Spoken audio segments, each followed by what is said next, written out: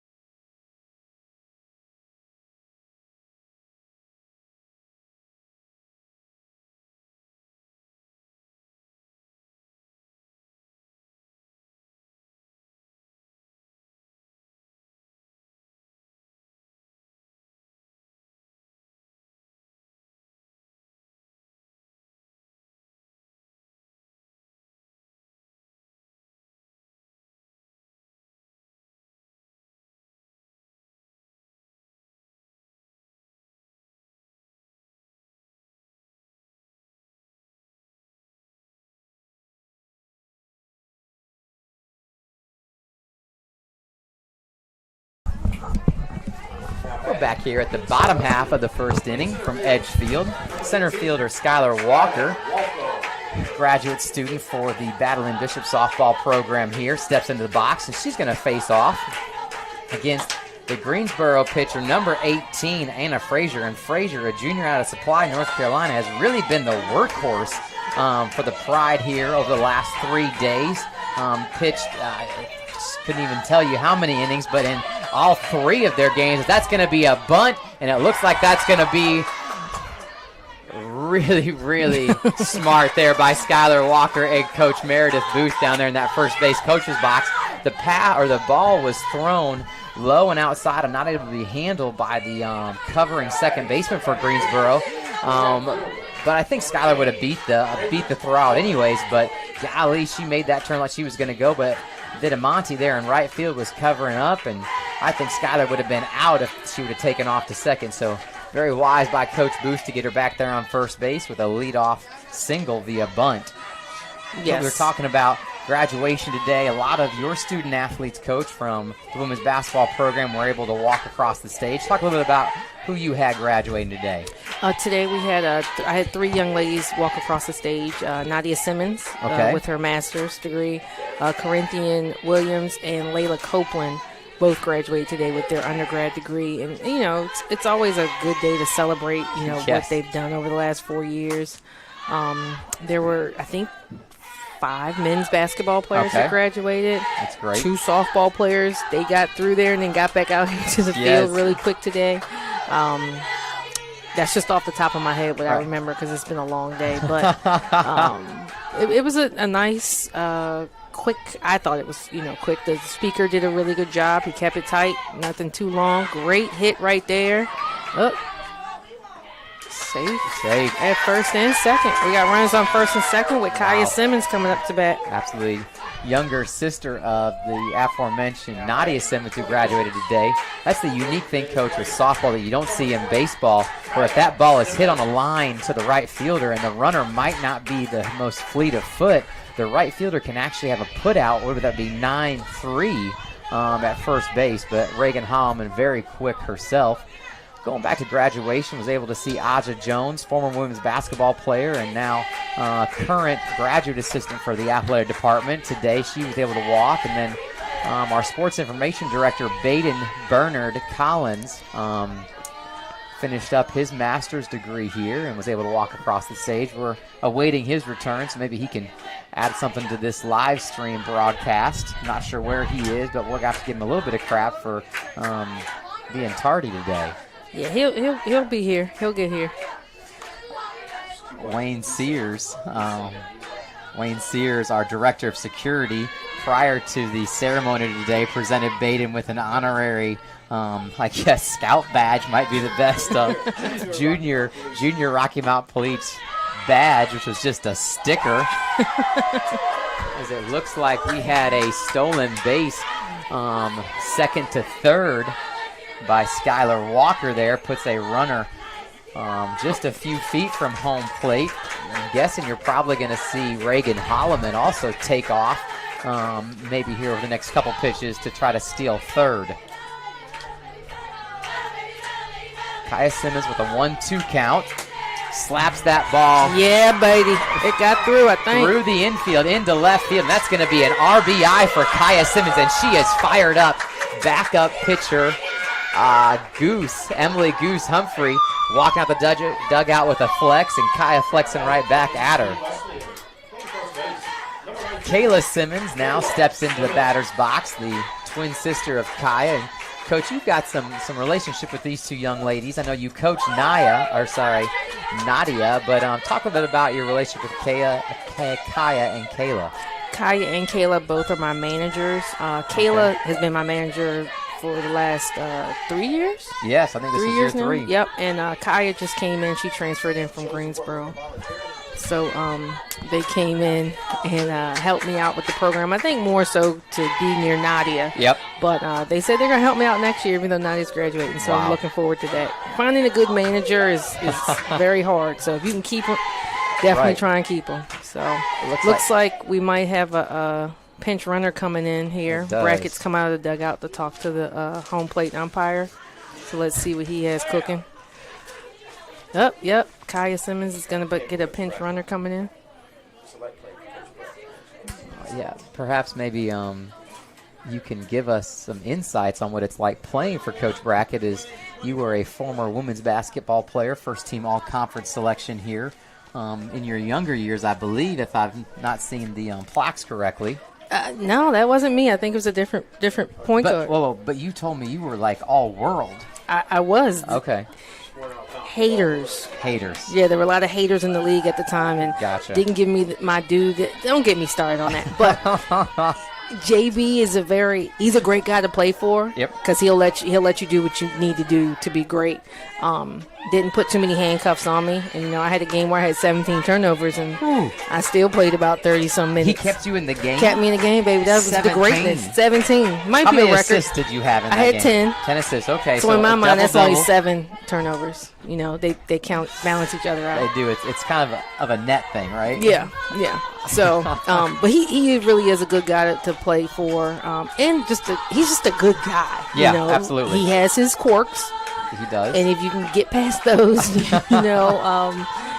fun. He's a fun guy. Off-speed pitch there for a ball. The previous off-speed pitch had Kayla just frozen there as it kind of floated down the center of the plate. 3-2 count full here. Runners on first and second for the Battling Bishops. Already up 1-0 as that ball is hit. Going to be maybe a double play opportunity, and it is. 2 outs there from that grounder. I felt like Kayla swung and chased it ball 4. It could have been runners on first, second, and third with no outs. Unfortunate for the Battling Bishops. That's going to bring up Savannah Bain, starting third baseman for the Battling Bishops, freshman. She was also a member of our Shelton Leadership Challenge camp this past summer, and if you are a member of that, you have the ability to qualify for some extra scholarships through our academic side, through the admissions department. But Savannah Bain is out of Fuquay-Varina, North Carolina, Harnett Central. In game 1 of this tournament, she went yard. And so we'll see if she might be able to do it again as the Battling Bishops are up 1-0. Runner on third base. I want to 2 say, outs. yeah, yesterday she got us started, got us on the board in the second inning yesterday. Yep. So let's see what she can do right here with 2 outs up. It was frustrating, though. I really felt like Kayla chased ball 4 high, and it's a tough situation there. You want to be aggressive as a batter, and you got people on base with no outs, and so I guess the idea would be to swing away. But little off-speed pitch right there for a strike brings the count even 2-2. Savannah looks down to Coach John Brackett for some encouragement.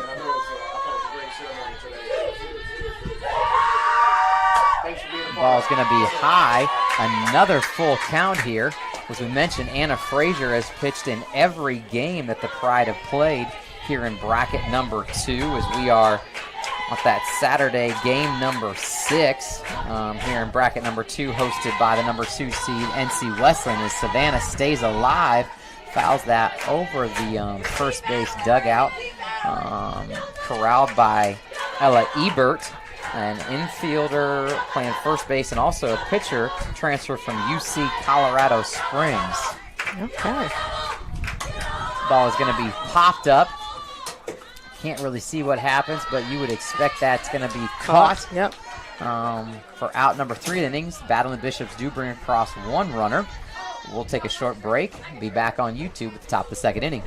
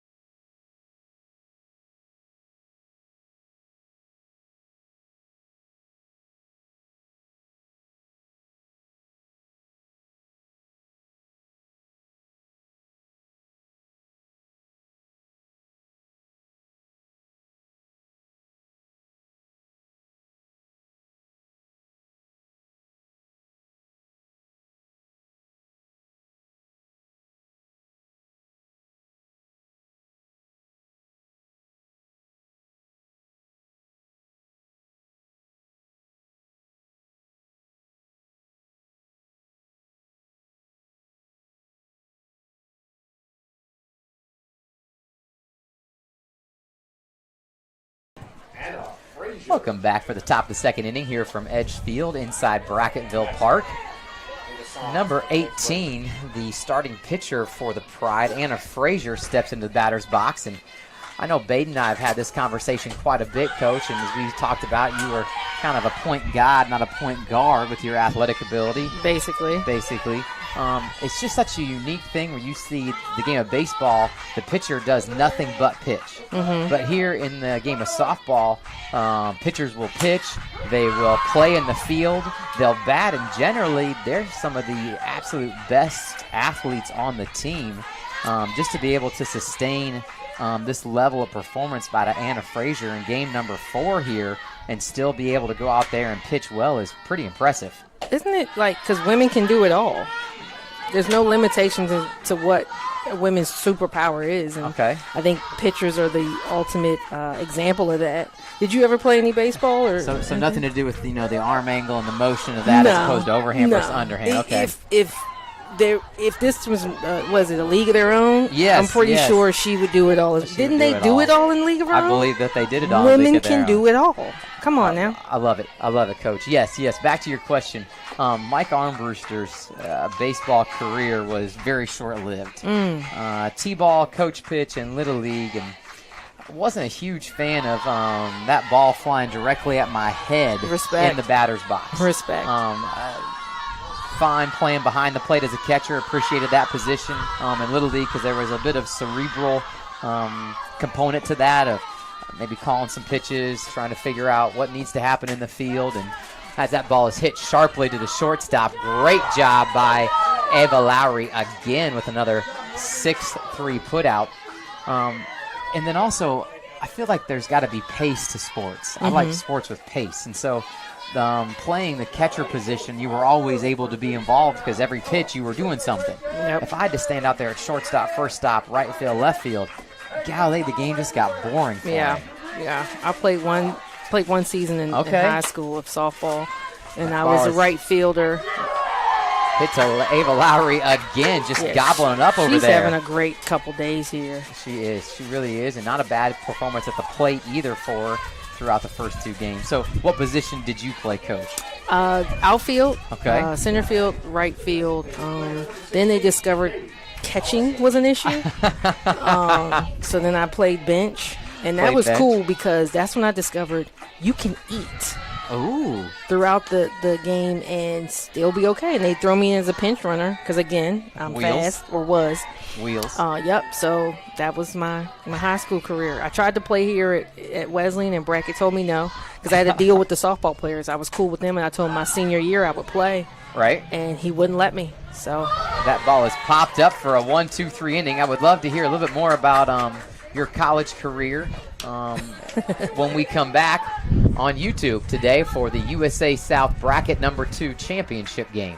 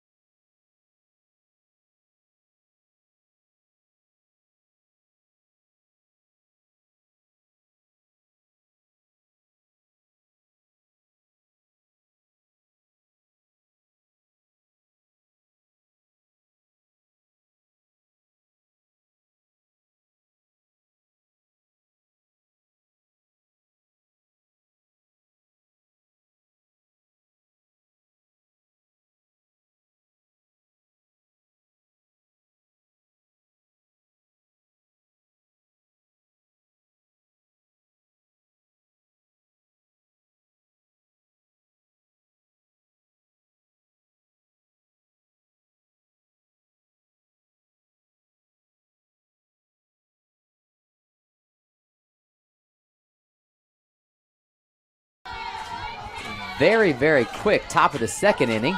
We're back here for the bottom of the second. Aaliyah Jones, left fielder for the Battling Bishops. Nice backhand grab by the shortstop for the Pride, but Aaliyah fairly quick makes it down the first baseline for a leadoff single here in the bottom of the second inning. Now batting, shortstop, number 4. Ava Lowry. Coach Schrader, we were talking a little bit about your play for head coach John Brackett and the desire to play softball. Can you give us a little bit of an insight about why Coach Brackett might not have wanted to have you out here? Again, we talked about in high school, I can't catch. I think I might have led the county in hit by pitch. That's probably when I got on base. So, my softball skills weren't where they need to be a collegiate athlete. Right.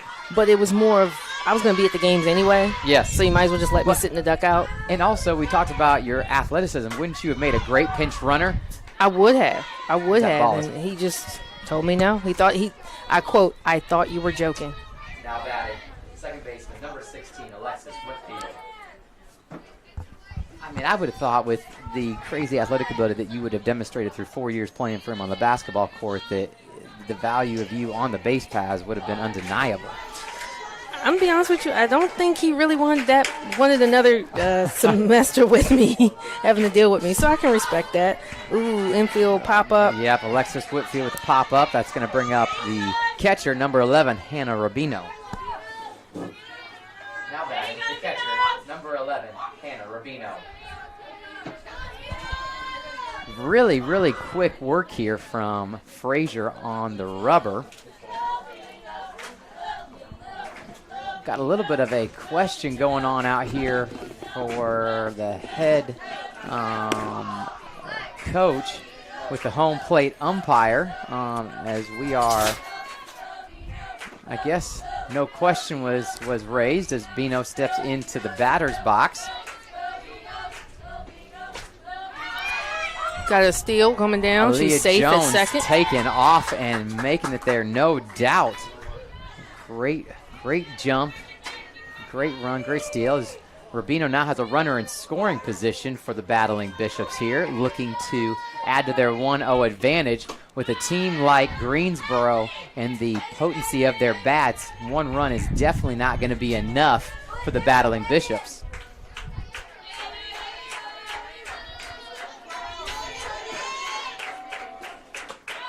Ball's going to be just a hair bit inside as Aaliyah Jones gets another really aggressive lead. We did see a steal from second to third out of the Battle Bishop center fielder, Skylar Walker. 2-1 count, 2 outs here in the bottom of the second inning as Hannah had a nice hit yesterday as that hits her, and that's going to put her on base and bring up the top of the order, Skylar Walker. Now batting center fielder, number 18, Skylar Walker. Great job to start off the game by Skylar. Little bunt single to start the game out. Coach, that could have been something else you could have been pretty solid at, bunting for a hit. Yeah, I think I could have. If it didn't involve me swinging the bat, it would have been, you just kind of said it there, right? Like, yeah. So that would have been good. Leadoff batter. Skylar Walker in the box. Also, the leading steals tally for the Battling Bishops as she added another today, going second to third. Not something that you really generally see because that throw from catcher to third base is such a short throw. It's going to put Reagan Holloman standing on deck circle. Heard that there were some Reagan Holloman fans and Battling Bishop softball fans down in Florida, the beautiful Sunshine State. Even though we might think about as Aaliyah Jones gets thrown out as an opportunity for the Battling Bishops to soar there. Snuffed out. Great throw from her knees by the Greensboro Pride catcher. We'll come back after a short intermission for the top of the third inning here on YouTube.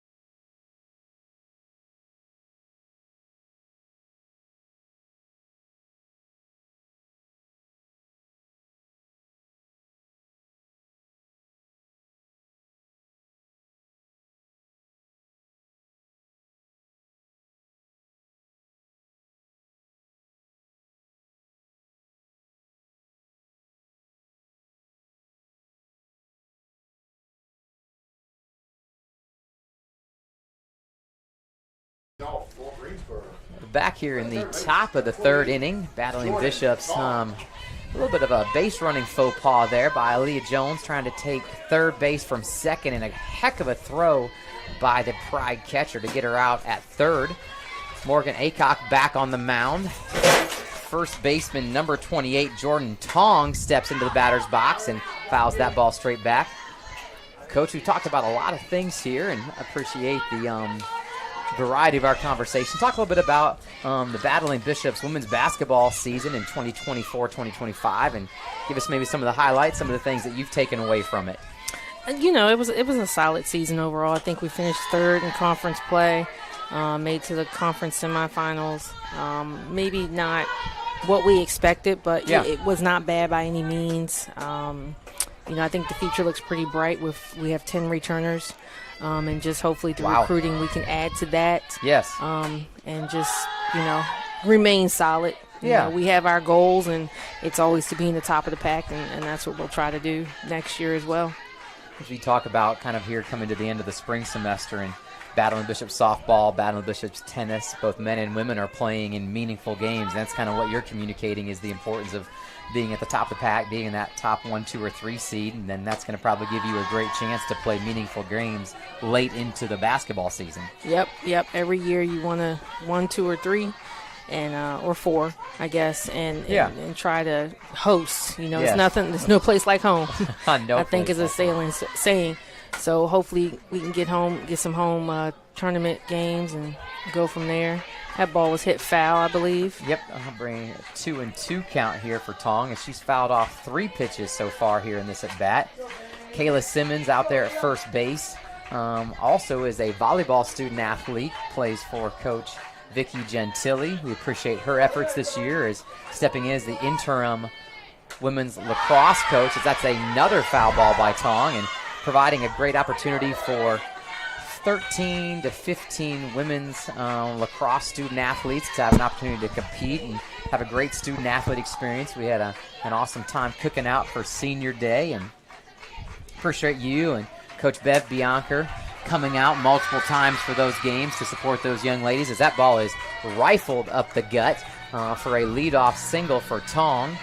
Historically, we have seen Brianna Pendleton, head coach for the Greensboro Pride, provide a pinch runner, but I don't know if she's going to do this here in this situation. Doesn't look like she is. Catcher number 11, the reason the Greensboro Pride got out of the bottom half of the second inning, number 11, Catherine Connell, steps into bat. Coach, talk to us a little bit about your background in athletics. I know you played 1 year of high school softball. Any other sports that you played besides basketball and softball?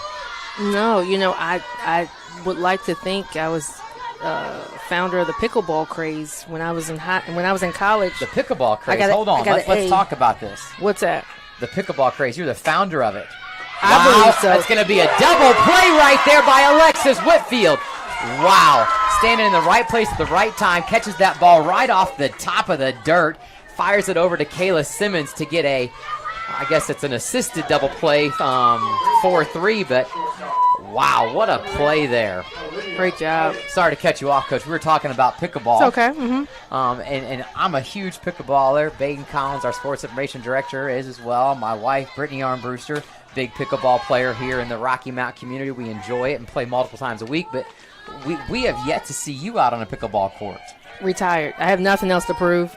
Wow. I got an A in Coach Charlie Long's pickleball class. Former head coach of the Baton Bishops baseball program, Hall of Famer and national champion. And he taught me everything I knew, and I think once I got that A, it was enough to just hang them up. It's like kind of like leaving on top. Basically, I mean, before I graduated, I know the paddle was on display. I don't know where they put it. Really? Yeah, when we still had PE as a major, it was up. Did so you I don't know sign where it? They put it. I did. Ow! Wow, what a play. I'm not sure if you can call that 4-3 put out. But hey, she kicked it to her. She did. It went off Alexis's shins over to Kayla Simmons at first base. We're going to come back and talk about your pickleball skills after a bit here on YouTube.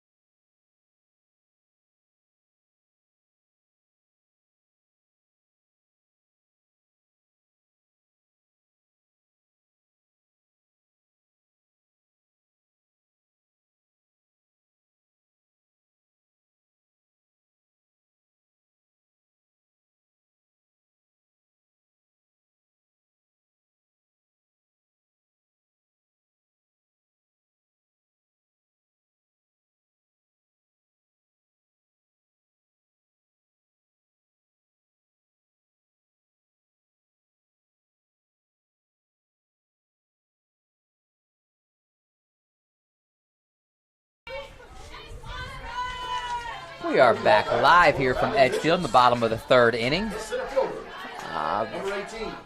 Relief pitcher number 9, Ella Ebert, steps into the pitching circle. That'll move number 28, Jordan Tong, to first base, and I believe starting pitcher Anna Frazier moves to third base here as she delivers strike number 1 to Skylar Walker. Skylar was in the batter's box at the end of the bottom of the second inning. Therefore, she gets to come back and bat again as she takes ball high above the crown of her helmet. So, Coach Trader, talk to me a little bit about your pickleball acumen. What were some of your biggest takeaways, best plays, biggest skills, most adept paddle skills you might have displayed while here in college? I don't know what's going on. Ball was popped up by Skylar Walker for out number 1. Oh, she was just running down there to have some fun? Yeah, she was running down, to make sure that she got to first base if the center fielder dropped it. Oh, okay. Interesting. Is that like continuing to shoot after the ref blows the whistle and Casey calls it an and 1? I think so, yes. Okay. And it's continuation. All right.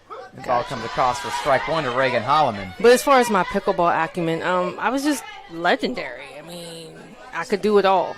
Did you have like good drives like a tennis player? Did you have nice hands up at the kitchen line? All of that. All of it. Oh, yeah. That got through. Got through. Reagan Holloman with another first base bag here. As we mentioned before, I was told we got some fans down in that beautiful sunshine state of Florida who are pulling for the Battling Bishops. We appreciate them. Also appreciate Emily Goose Humphreys, as we mentioned, the backup pitcher, the relief pitcher for the Battling Bishops, giving a ton of effort here, out congratulating, encouraging her teammates every time a new batter steps in the batter's box. As Kaya Simmons, the home run queen here, single-season home run record holder for the Battling Bishops. See if she can't maybe add to that record as she fouls one off straight back behind. Well, Coach, I know that you are retired. But perhaps you might consider coming out of retirement, much like a lot of legends have. Michael Jordan kind of being the person that comes first to mind, as ended his career with the Bulls and then came back to the Washington Wizards. Maybe you could consider something like that and come back out to the beautiful Sunset Park and grace us with your presence. I mean, I could, but unlike my ego's not tied to this. You know, I'm going to be remembered as great and not tarnish. Right, it seems like your ego and kind of your reputation is kind of important to you. Therefore, you don't want to come back out and see if you can compete with the young bucks on the pickleball court. I have nothing to prove. Okay. Nothing to prove. Now I would say, though, Coach, that most of the people that I play, there's some people that I play with are maybe a little bit more up there in age and more experienced pickleball players, so maybe they might be able to teach you some more skills. And this is true, but again, we have to remember, if I go out there, I'm probably going to be the oldest person out there. No, there's 65 to plus people out there, and I'm not saying that you're 22, but I guarantee you're not 65. I'm close to 50, but my body feels like 85. 85, okay. So when you were the caliber athlete I was, and right. how I gave 1,000% every time I did something, my body's broken down. Listen, people say that constant banging of those up and down, the impact on the knees of really good athletes playing basketball, that ball is going to be maybe just over the head of the shortstop into left field, and that's going to put runners on first and second with one out for Kayla Simmons, twin sister of Kaya and younger sister of Nadia Simmons. Speaking of Nadia, as you mentioned, she played for you for 5 years on the hardwood. She's graduated with her master's degree in hand. Can you also tell us a little bit more, maybe give us a behind-the-curtain look for Nadia Simmons? I think to know Nadia is to know that she might be the most competitive person I've ever been around in my life. And okay. I've been around some competitors as a player and as a coach, and I mean, but she competes in everything. Okay. Absolutely everything. We had a team game night, and we were playing Monopoly, and I was trying to get all of the railroads. I only had like one maybe, so I tried to buy one from her. She didn't need it. Nadia let me, for about 20 minutes, I'm trying to buy it from her. I'm like, you don't need it. You don't even want all the railroads. She goes, but I don't want you to have it. Okay, Nadia. All right. All right. Yeah. She's the most competitive person. I also know that she's not only a competitive person, but I feel like she's, from my interaction with her, while it's not been a small amount of time, but also not been a great amount of time, it just felt like she's someone that is selfless, someone that wants to see other people be successful, and also really, I want to say the term donates, but invests her time in other people and in causes here at the college that maybe are bigger than her. Yes, president of the Optimist Club here on campus. Yep. Quick to volunteer for anything, anytime, we have something going on off campus. Men's and women's basketball volunteers at the Boys and Girls Club yearly to help clean up or do anything they need us to do there. And she's usually first in line for all of those things. She's a great teammate. She's just an overall great kid. And it's been a pleasure to coach. And that one is going to get down, and we've got the bases loaded. Absolutely. I know that Nadia's also a member of the National SAC Committee. Yes. She was on a Zoom call with that committee while we were trying to have our athletic awards banquet. Yes. And walking in and out. That just shows her commitment. She also had the opportunity to work with the athletic department this past year, and Aaron Denton, Vice President of Athletics, and myself had the real joy of interacting with her on a fairly regular basis, as that single there by Kayla Simmons is going to get her a jog back to the dugout as number, I believe, 24. what is that? 24. Number 24, pinch runner, Kylan Dean, a freshman out of Franklinton, North Carolina, South Granville High product, is going to step onto second base. And my guess is, because she's a pinch runner, she's got some wheels on her. Mm-hmm. As Savannah Bain has an opportunity here to provide a little bit of cushion for Morgan Aycock, and a heck of a hack there. Found that ball straight back. Coach, I know that Nadia Simmons has kind of started the Simmons sister run here at Wesleyan. Talk a little bit about how you saw her, how you started that recruiting process.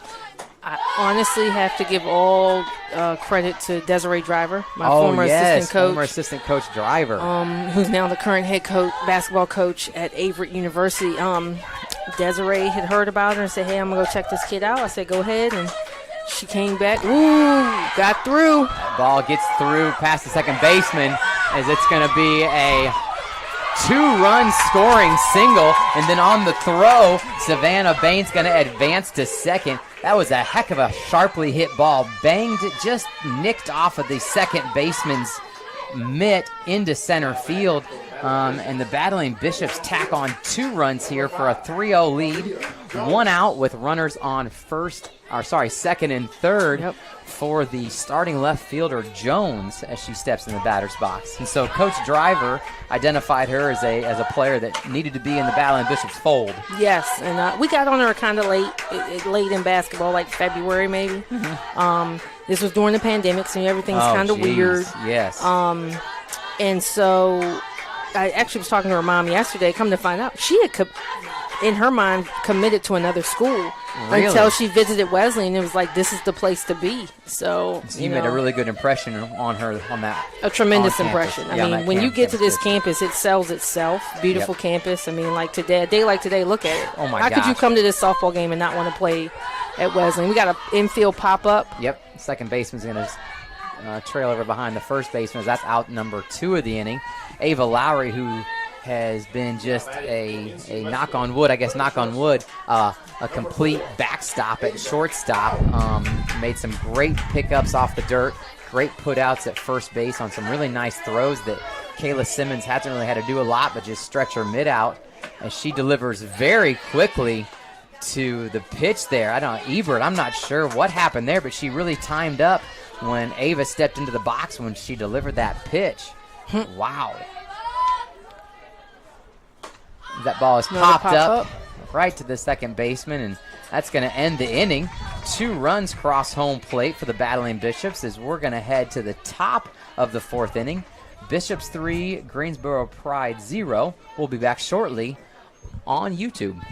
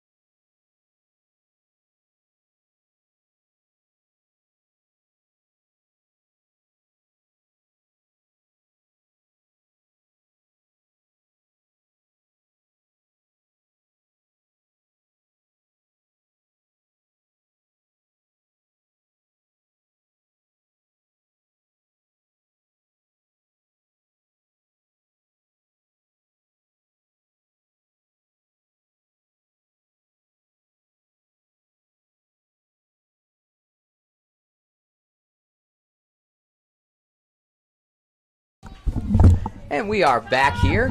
Quickly moving game. Top of the 4th inning. We are about 40 minutes in, 38 exactly, into this game as Morgan Aycock sees if she can't put another goose egg up there beside that guest column. Edgefield scoreboard got a little bit of a facelift this year. It looks nice. It looks great. Appreciate Madison Morrison, current NC Wesleyan Athletic Department GA, as Savannah Bain makes a heck of a play on a bunt, attempting to kind of catch the battling Bishop sleeping there. But wow, Savannah Bain, a great freshman athlete. Good frame, great length, good footwork there on charging up the third base line, picking the ball up, and firing it over there to Alexis Whitfield, who was covering first base, as Kayla Simmons also charged home plate. That'll bring up number 1, the senior right fielder for the Pride, Jillian Vitamonte, out of Woodstock, Georgia, a Coastal Carolina Division I transfer. Plays the same position as the NC Wesleyan Division I ECU transfer, Reagan Holloman, out there, looking like Joe Cool with her sunglasses as that ball is bunted. Attempted another bunt for a single there. That's going to be strike number 2 for Vitamonte.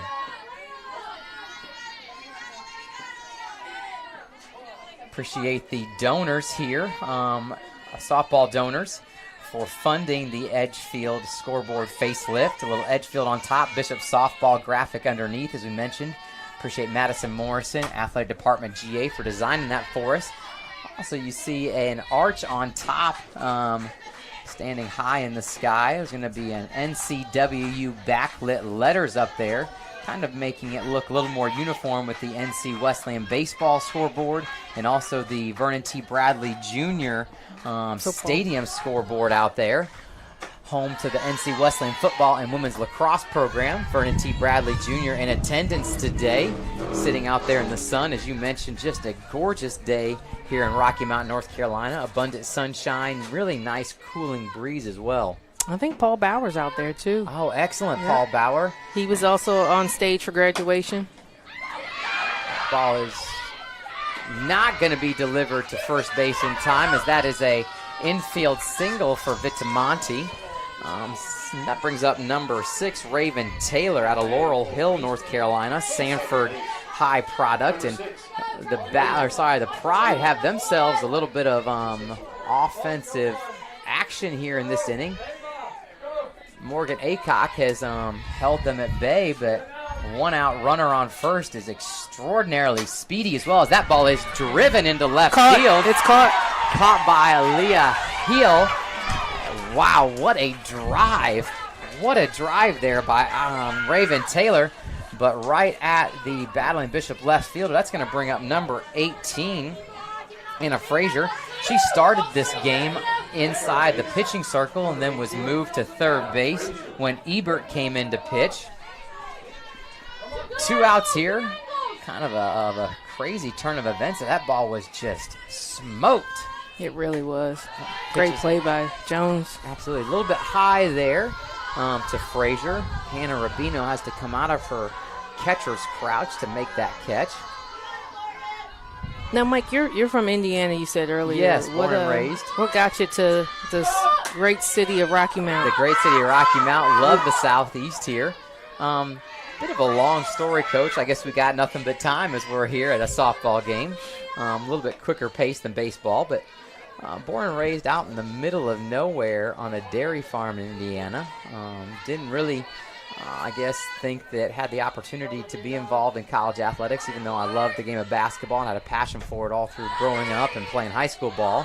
Had initially thought about going to a state school in Indiana and then trying to pursue math teaching in high school and coaching, but had the opportunity to go to University of Northwestern Ohio. As that ball is popped up, it's going to be out behind the visitors' dugout to bring the count 2-2. 2 outs with a runner on first base still for the Pride.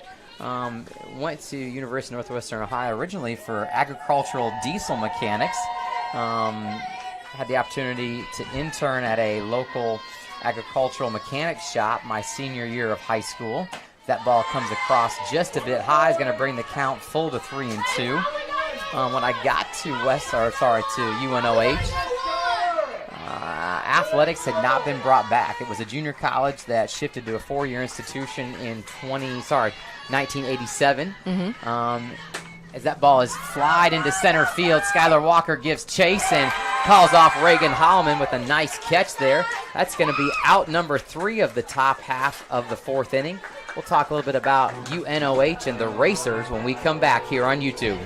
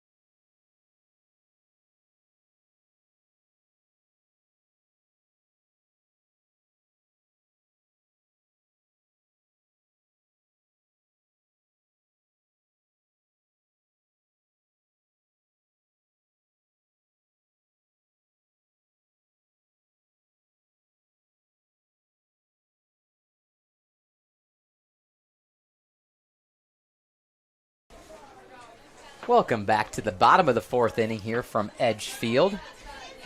Ebert still on the mound, or back on the mound again. Alexis Whitfield, starting second baseman for the Battling Bishop, steps into the batter's box. Takes ball 1 high. But yeah, back to, I guess, how I got to Rocky Mount, North Carolina. Starts back in Lima, Ohio, a city that's much like Rocky Mount. Population, density, geographic, pretty much the same as far as spaced out or more concentrated, but was able to go to UNOH, pursuing my degree in agricultural diesel mechanics, and we started athletics at Wesleyan at UNOH as a 4-year institution in the NAIA, National Association of Intercollegiate Athletics, my sophomore year, and I tried out for the men's basketball team, was neither tall enough, athletic enough, or good enough to compete at that scholarship level. But was invited to come and be a student assistant coach, and did that for 3 years. And then my junior and senior year kind of scheduled my classes every other day so I could work in the athletic department. That ball comes across for 4-1 count for a leadoff walk. If Baden Collins was here with his baseball and softball knowledge, he would tell you a leadoff walk generally scores about 41% of the time. So is that true? That's what he said. Somewhere, maybe it was between 21 and 41% of the time. I'm not exactly sure, but a really high percentage where if you're the defensive team, you want to avoid leadoff walks at all costs. That's a bunt. That's going to be a bunt. Nice. It's going to stay fair. Really great play by Ebert. Great play by Ebert, because I thought she was going to be safe. With her back to the first base, made the pickup. Now, spun and flung that ball to the second baseman covering first base. Yeah, I guess Booth convinced me. She was out there saying safe, so I believed her. Number 18, Skylar Walker, the leadoff batter, back into the batter's box, but was able to work in the athletic department. We were so small starting out from scratch, only had really 3 sports, basketball, men's and women's, and then golf, men's and women's, and tennis, men's and women's, so a total of 6 sports, but through the 2 men's and women's. And so we had a athletic director that was also the head men's basketball coach, and then a sports information director, and that was the only people in the athletic department that weren't, I guess, what you would call lay coaches, meaning they had other jobs and they coached part-time. And so it was an awesome opportunity at an extremely young age to get experience and to be a part of a department that was growing from the ground up, and a lot of mistakes were made, but it was awesome to be a part of that. Then had the opportunity when I graduated to come on full-time as the director of athletic operations and assistant men's basketball coach. Did that for a number of years, and then took over the women's basketball program, and throughout a myriad of different times down here in North Carolina, recruiting NJCAA men's basketball players and women's basketball players. So that is walk number 2 of the inning. First and second with Reagan Holloman stepping into the batter's box for the Battling Bishops. Here is, I believe, the head coach for the Pride is going to come out and make maybe another change in the pitching mound, or sorry, in the pitching circle. Yes, that's going to bring in, I believe, number 10 for the Pride, Raina Hampel, Raina Hampel out of Concord, North Carolina, junior pitcher. So is this the first time we've seen her this weekend? Because I'm pretty sure. I believe we've seen her one other time. Okay. One other time, but not for very many innings. It's kind of been Ebert and the starting pitcher for the Pride today, Anna Frazier. Okay. But anyways, back to this really long-winded and probably more information than you wanted to know and all of our listeners and viewers wanted to know.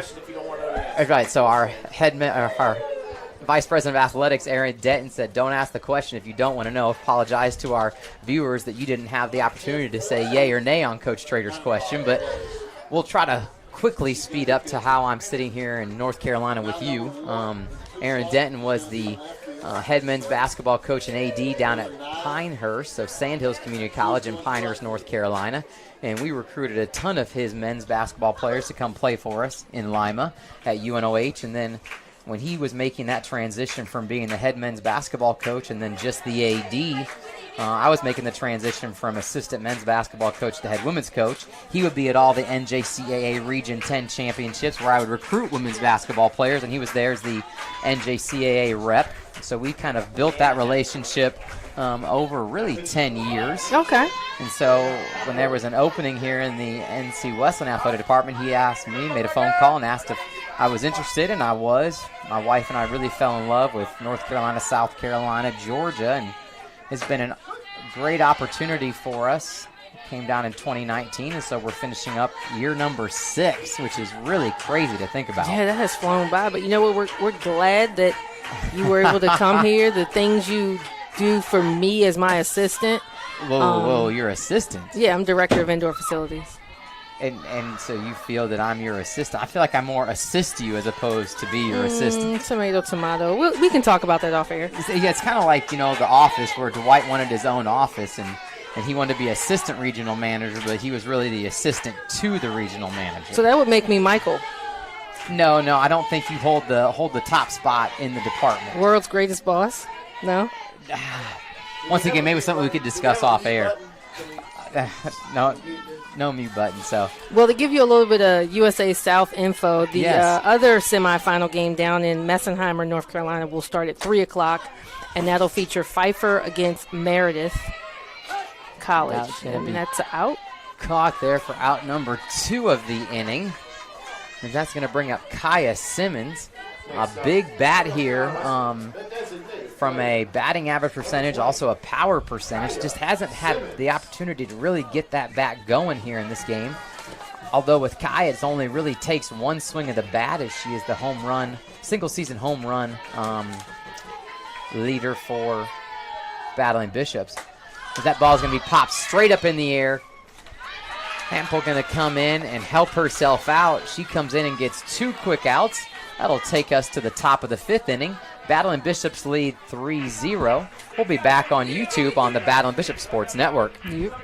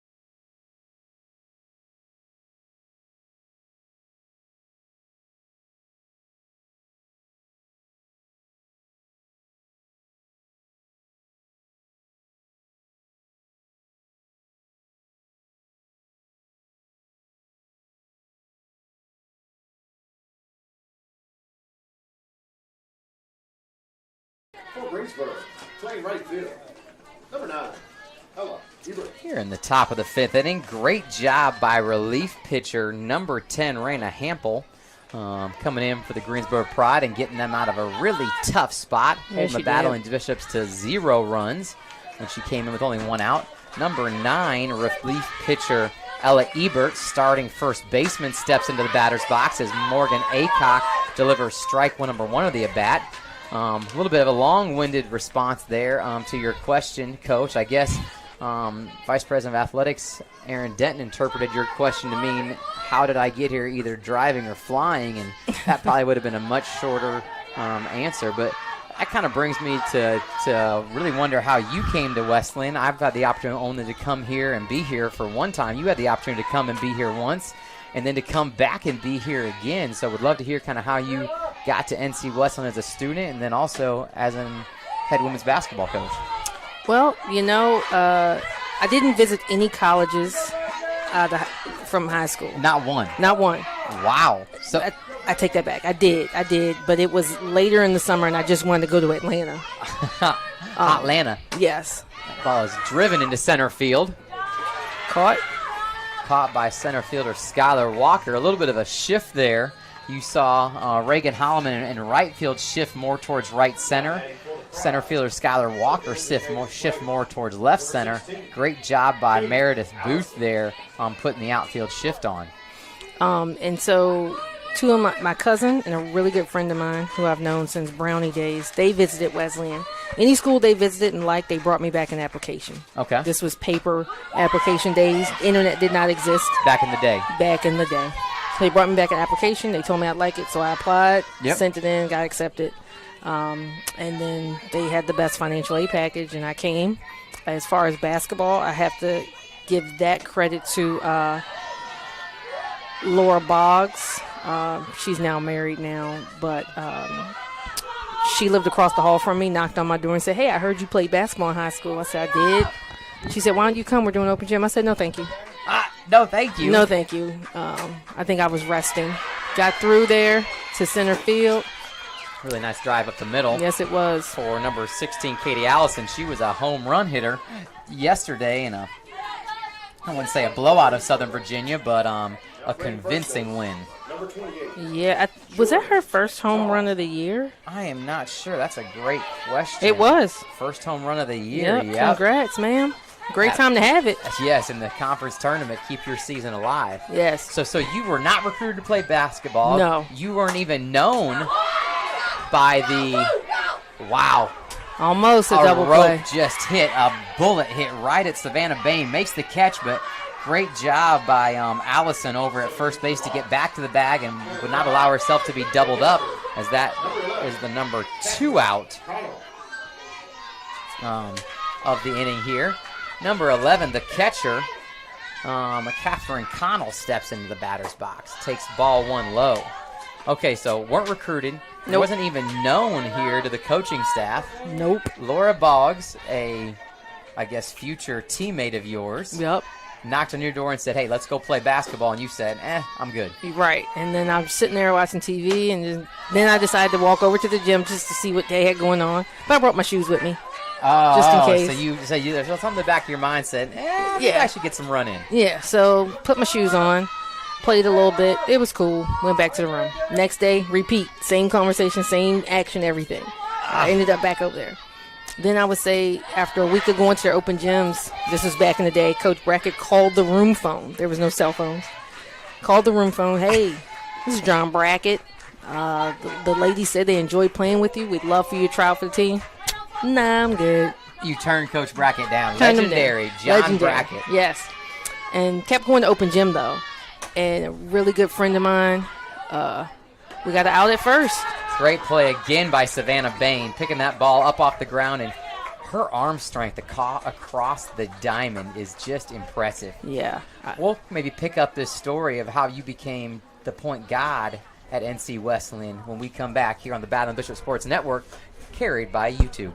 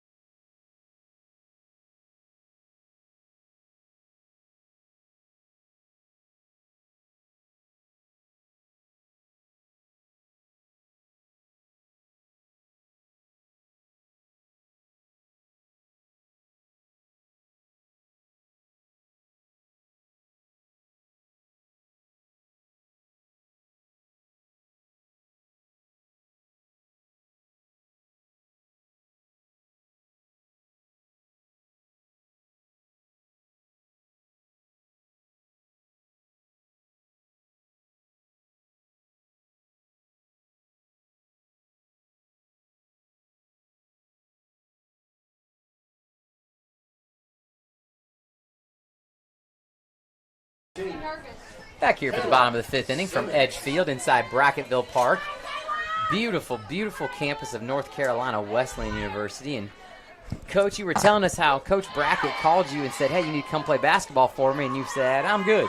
Correct. And then end of the week, future teammate Anika Taylor was like, why aren't you going to try out? And I said, because I might not make the team. Oh. She looked at me like I was crazy. I was like, what? You'll be fine. Tried out, made the team, and, proceeded to sit my whole freshman year. Ooh. Yeah, that was exciting. You made the team but didn't get any tick. No, 0 tick. And this was back in the day where you could still redshirt D3. Right. I went to JB, Coach Brackett, and I said, hey, can I redshirt? And he said, nah. Well, he wouldn't let you redshirt, but you didn't play. Correct. What was his rationale for that? You'll graduate on time. Ah, okay. So he was all about the student and student athlete, which is a major tenet of Division III college athletics. Correct. But he believed in that like something serious. Yeah, he said, no, you're fine. You'll graduate on time. There's no need to do that. So I said, okay.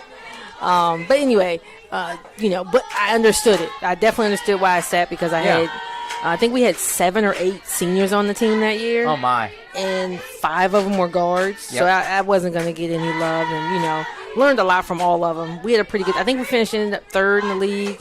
And I would have been behind Chris Webb, who was the starting point guard. Gotcha. She was an all-conference point guard, so – and did she did she play predominant minutes, like mostly all the minutes? Oh, yeah. She didn't come out the game? No. I want to say her sophomore or junior year, she led the nation in assists. Oh, my. Like, she was valid. Yeah. Definitely valid. And then after they all graduated from my sophomore year to senior year, I started point guard. The funny thing is, though, I played 0 point guard in high school. Really? Yeah. You were a 2 guard. I was wherever he put me. Gotcha. That's the type of athlete I was. Yep. Honestly, a lot of times in high school, I played the 4. Quicker than the person guarding you. And I could jump out the gym. Yep. So long arms, lengthy athlete. Yep. You made up for your lack of height with other stuff. Yep.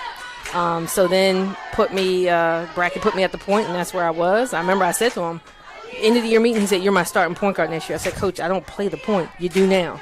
You do now. Okay. So that was my summer, learning how to play the point. Wow. And I had some high school teammates that played some Division I basketball, so got in their ear and tried to learn as much as I could and went from there. That's crazy. A little bit of action here flowing on if you're watching online. Kayla Simmons and Savannah Bain both pop up for the first 2 outs of this inning. Leah Jones in the batter's box now. Worked herself to a 1-2 count. Swings and miss on strike 3 as that was a quick 1-2-3 inning. We'll come back here for the bottom of the 5th and hopefully hear about your career after for the top of the 6th inning. I apologize. Thank you to Adam Conti, video engineer today. Hear about your progression and travel from NC Wesleyan graduate to NC Wesleyan head women's basketball coach on the Battle and Bishop Sports Network, carried by YouTube.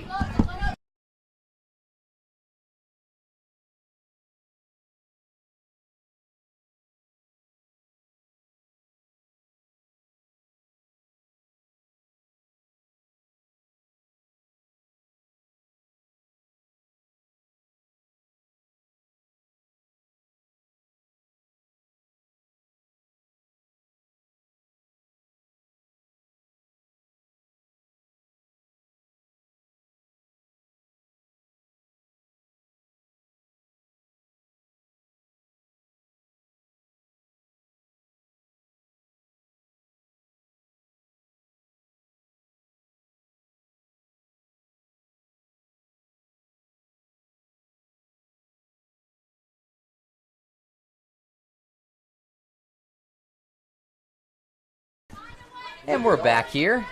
Apologize, I mentioned it was the bottom of the 5th inning, but it is the top of the 6th inning. We are motoring right along in 3:03, 1 hour, 3 minutes of game time, and we are through 5 innings. So definitely the game of softball is about momentum, and that could change on a dime, but it does seem like we are barreling down the road to finishing up this bracket number 2 as a great bunt laid down.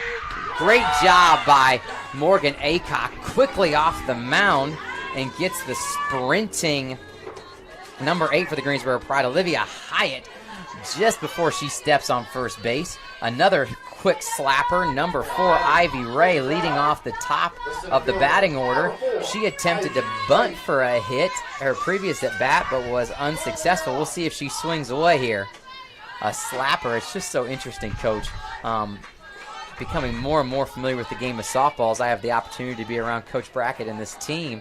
How the slappers that bat from the left-hand side of the plate start way back in the batter's box and then run through the batter's box as they swing. And that was a awesome catch by Ava Lowry. Another great shift and shade, I guess, maybe more of a shift done by Coach Booth as she moved Ava Lowry more towards second base. But Coach, we heard your kind of journey from high school to college and then from college student to student athlete. Graduated in 4 years, as Coach Brackett said you would. Talk to us a little bit about that progression after college. What happened to kind of take you away from NC Wesleyan College at that time and then bring you back to NC Wesleyan College, now NC Wesleyan University? After graduation, I moved up to Meadville, Pennsylvania to be an assistant coach at Allegheny College. Then it was in the North Coast Athletic Conference. Now they're in the President's Athletic Conference, the PAC. A tenured institution there, correct? Yes. With a lot of history and pride. I want to say President William McKinley graduated. Really? As well as Trent Reznor of 9 Inch Nails. Wow. And somebody that worked on the Star Wars movie. I don't know why I still have all this information in my head. Hey, you are a proud former employee there, huh? National player of your football. Jeff Filkowski, our head football coach, won a national championship there as the quarterback. Okay. National Player I forgot of the year as well. because in the athletic offices on the football wing, or what used to be the football wing, there's a picture at the end of the hall that says the catch, and it's actually I can't remember his name, but it's actually the tight end that caught it. The quarterback's not in the picture yet. So and that was the catch to win it. Throwing a little bit of shade at Coach Filkowski. You and I both love him, but he probably was a little bit unrecognizable to you at that point in time because he probably had a ton of hair in those college pictures, and now that gentleman has a little less hair. I can say that because I don't have a lot of hair on top of my head either, as that is a 2-out hit there by the right fielder, Vitamonte. Yes. But you were at Allegheny, first job out of college. Yep, I was there for about 4 years. No, I was there for 3 years. What was your position, assistant coach? Assistant coach. There, they were called interns. Okay. Everyone had an intern. Gotcha. So it was, limited pay. Yep. I guess it's restricted earnings, is that whatever. Yep. But I got room and board. Anyway, there for 3 years, and I left there and went to John Carroll University as a grad assistant. That's in Ohio, correct? Yep, up in Cleveland, Ohio, right outside of Shaker, that area. Shaker Heights. Yep, Shaker Heights, great high school. Then I was there for a year as a GA. Then I went back to Allegheny for a year. Oh, okay. Great job by Alexis Whitfield knocking that ball down. Vitamonte represents the first run in scoring position here for the Pride in the top of the 6th inning. 2 outs still. 1-1 count, runner on second. So you went back to Allegheny as an intern / assistant coach? Okay. Yep. And then there for a year, and then I got the head coaching job at Teal College in Greenville, Pennsylvania. Okay. So I was in that Midwest area for about 10 years. Eastern Midwest. Yeah, for 10 years. And then the ball is skied high in the air. And that is going to be a home run.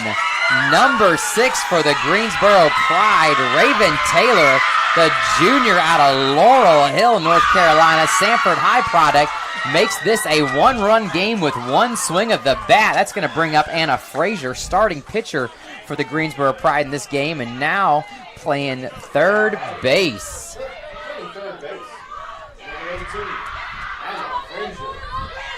This game just got exciting, did it not, Coach? It did. I'm telling you, Greensboro all weekend have been the cardiac kids. Yes. Just when you think, they're going home. Nope, they got something for you, especially in these late innings. And, yep. It's just a repeat of what they've been doing the last 3 days. I feel like they have really, really great size, strength, and athletic ability, top to bottom in their lineup. Yes, they do. Really good athletes. As that ball is going to be low from Morgan Aycock here. Bases are empty, still with a 1-run lead. No need to get frazzled or anything by Aycock here. Just focus on the batter. Next pitch. Can't worry about the last one. That wind is still whipping here, so that was, I think, probably a little bit of a wind-aided home run. But okay, so you're at Teal in that eastern part of the Midwest. 4 years there, correct? 5 years. 5 years, Teal. okay. Yep. Maybe it was 4. I think it was 5. And then Coach John Thompson was the athletic director at the time. Okay. He called me to ask me if I was interested in the job. And then the job here at North Carolina Wesleyan. Okay, as the head women's basketball coach. Yes. And then John Brackett called me. Probably, I felt like I hung up the phone and it just rang again. And Coach Brackett gave me a call as well and talked to me a little bit. And I accepted the position. Wow.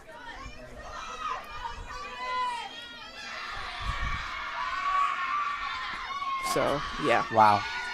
This is going to be a little bit of a meeting here between Rubino and Aycock. Once again, head Pride softball coach and Anna Frazier meeting as well. I think in the on-deck circle we have number 9, I believe.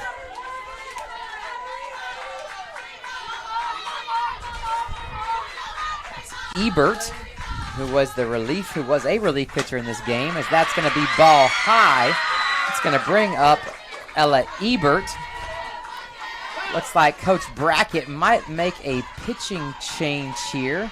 It seems like, I believe, number 8, Emily Goose Humphrey, is going to step into the game. And I think we might also have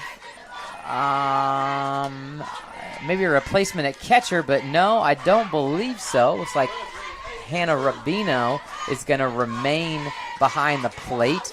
Morgan Aycock ends her day 5 2/3 inning, only giving up 2 runs here as Emily Humphreys steps into the pitching circle. Humphreys and Aycock really are like having 2 number 1 pitchers. Emily generally pitches game number 2 of a doubleheader. Morgan generally pitches game number 1, as Emily's going to come in here in much the same way that happened, I believe, in game number 2 for the Battling Bishops, but game number 1 against Greensboro Pride, or the first game against Greensboro Pride. Aycock got him going well, and then Emily came in and finished the game. So we'll see if the Bishops can't duplicate that. Yep. So 10 years in the Midwest, Eastern Midwest. Talk to me a little bit about what your impression was of that area of the United States. It was very different, and I'm going to be honest, people were great. I actually liked the small town of Greenville.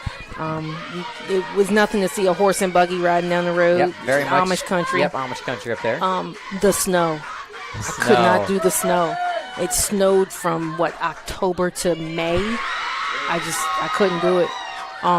And so when I got the opportunity to come back here, I jumped on it. Mainly it was kind of quote unquote home, even though I'm from Maryland. But just the opportunity to get away from snow was great. Ball's going to be grounded to Alexis Whitfield, and that is going to be out number 3 of the inning, as Emily Humphreys comes in and does what she needs to do. Protects that 1-run lead for the Battling Bishops as we head to the bottom of the 6th inning. See if the Battling Bishops can tack on an insurance run. We'll be back shortly on YouTube. Yep.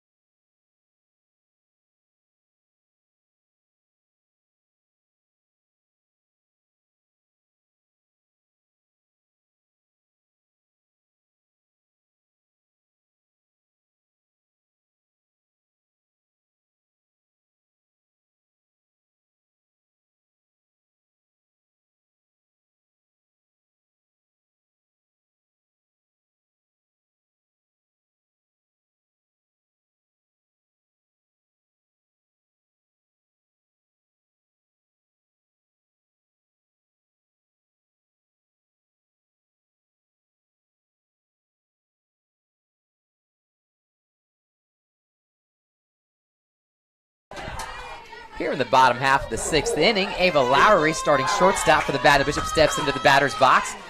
Bishops gave up 2 runs in the top of the 6th inning, courtesy of a 2-run shot from number 6, Raven Taylor, the junior out of Laurel Hill, North Carolina. Raven Taylor came into the game with 3 home runs and now has 4 to her name on the season.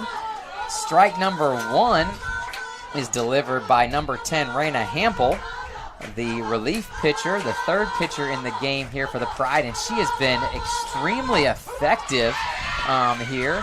Delivers strike number 1 of the at-bat. Strike number 2 of the at-bat for a 1-2 count. Has been extremely impactful and effective for the Pride in the circle on the pitching rubber. That's going to be a foul ball by Ava. Coach, I have to concur with you. Really had a great childhood, as I mentioned, born and raised on a dairy farm in the Midwest, a little bit south of South Bend, Indiana, north central Indiana. But golly, did not appreciate the cold weather. And like you said, all that gosh darn snow, as that ball is going to be flied into left field and caught by the left fielder for out number 1 of the inning. That's going to bring up second baseman Alexis Whitfield. And I guess going back a little bit to my story of how I came to be here in North Carolina, definitely a lot of people shaped me to allow me to be in this position, but just the awesomeness of late November recruiting here in North Carolina, South Carolina, and Georgia, JV or junior college men's basketball players when there was snow on the ground in North Carolina. I can explicitly remember driving down the night of Thanksgiving with my work study, or one of the work study kids that worked for me up in Ohio was a men's golf student athlete, and he came down on the trip strictly so he could play golf in North Carolina while I recruited basketball players. And so he drove, I want to say, every single mile down and back from Lima, Ohio, I think 8 to 10 hour trip, round trip, just so he could play 3 or 4 days of golf down here because there was snow on the ground in Ohio, and he would just absolutely loved it as that ball is popped up towards left. I think it's going to be down foul. Yep. A little bit new life here for Whitfield, but the beauty of 80-some degree weather here at the beginning of May, sunshine, and ability to drive 2 hours to the beach to hang out. Some beautiful beaches. Put your toes in the stand, as the song says. When I first got up there, I didn't understand why all the spring teams were fundraising to come down to Florida or South Carolina. I was confused because we never did that in college. Everybody came to us. Yeah. And then I was like, why are y'all all, and they were like, look outside. I'm like, oh. We can't practice. Yeah. And we actually had a hitting net in our gym. Yep. Drop down? Yep. When I was at Teal, now Allegheny was a little bit different, so they had the hitting net on the practice courts. Right. So they had the all-purpose surface up there, so it worked out. Yep. That ball's going to be a bit low and inside, but that's going to be a cross for strike 3 of the at-bat. That's going to bring up number 7. This is going to be a pinch hitter. I believe that's going to be Francis Handshoe, if I'm not mistaken. Yes, sophomore Francis Handshoe, a righty, bat right, throw right, 5'7" outfielder from Aberdeen, North Carolina, product of Pinecrest High. She, during the regular season, was the game 1 of a 2-game doubleheader starter in left field. Then Aaliyah Jones would come in to play left field in game 2 of the doubleheader, and Aaliyah has played left field here for most of this tournament, but Coach Brackett's trying to get a little bit of life in the batter's box, and so Handshoe steps in, see what she can do here with 2 outs, nobody on in the bottom of the 6th inning. The game is 3-2 on one swing of the bat from Greensboro's number 6, second baseman Raven Taylor. 2-run shot to bring the Greensboro Pride within 1 run of the battling Bishops.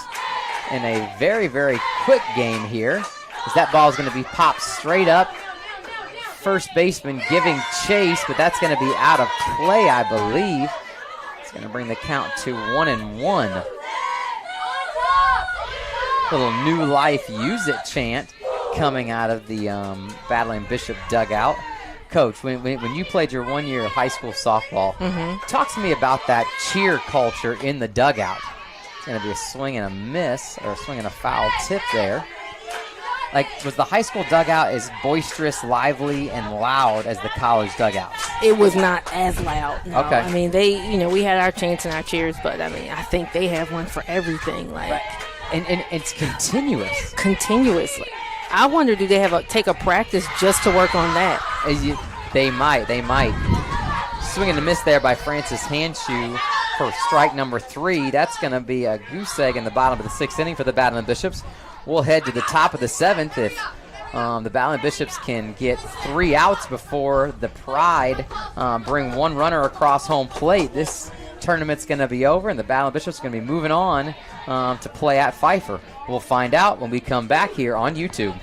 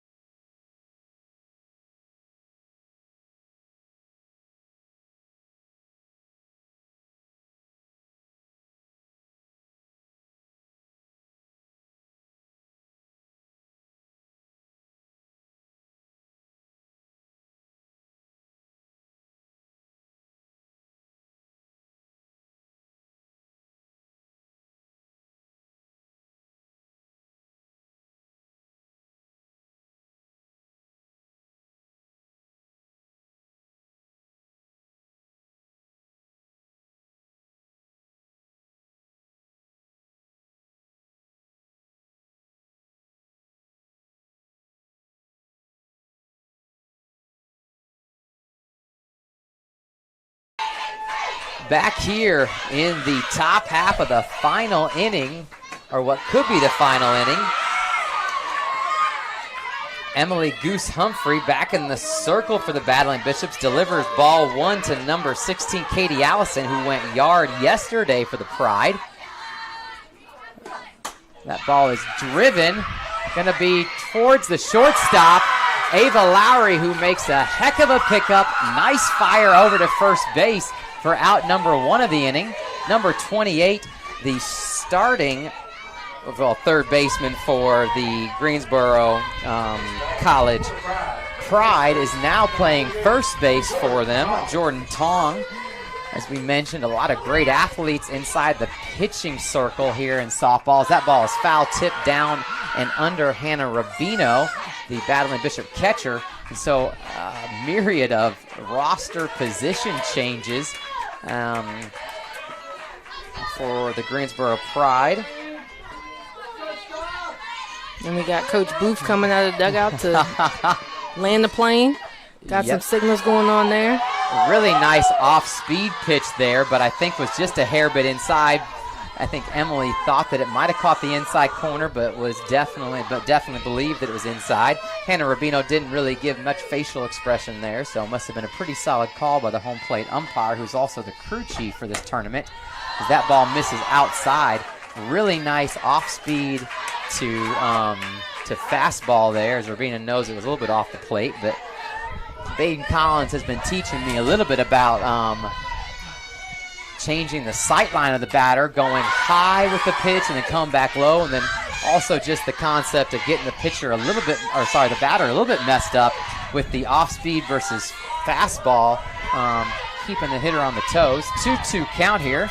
Appreciate Dr. Tom Hart, Commissioner of the USA South, making it over here to Rocky Mount, North Carolina. Off-speed pitch is going to be hit down to the second baseman, Alexis Whitfield, and that is going to be out number 2 of the inning. Number 11 for the Greensboro Pride, Catherine Connell, the starting and current catcher for the Greensboro Pride, steps into the batter's box with Greensboro being down to their last out. So we'll see if there could be some 2-out magic here for the Pride at Edge Field. Wouldn't put it past them. Absolutely. They are just a tough team. Yes. A tough out, as you mentioned, the Cardiac Kids of the USA South Softball Conference League here. And there was a battle between the two teams in the regular season. Yes. Splitting. Oh, my gosh. two very evenly matched teams. And that's going to be strike number one, as Goose points to Hannah Rubino. Did a heck of a job of framing that pitch right over the outside corner. I don't know about you, Coach, but I'm getting nervous in here. My muscles are tensing. I just am struggling breathing as that ball is hit to the shortstop, Ava Lowry. She throws over to Kayla Simmons, and that is going to be it, baby. That is going to be it for the Battling Bishops as they win bracket number 2. Bracket number 2 is won. We'll keep the live stream going as we're going to take the bracket out and hopefully have either the winning pitcher, Morgan Aycock, or Emily Humphreys, put the Battling Bishops sticker on the champion.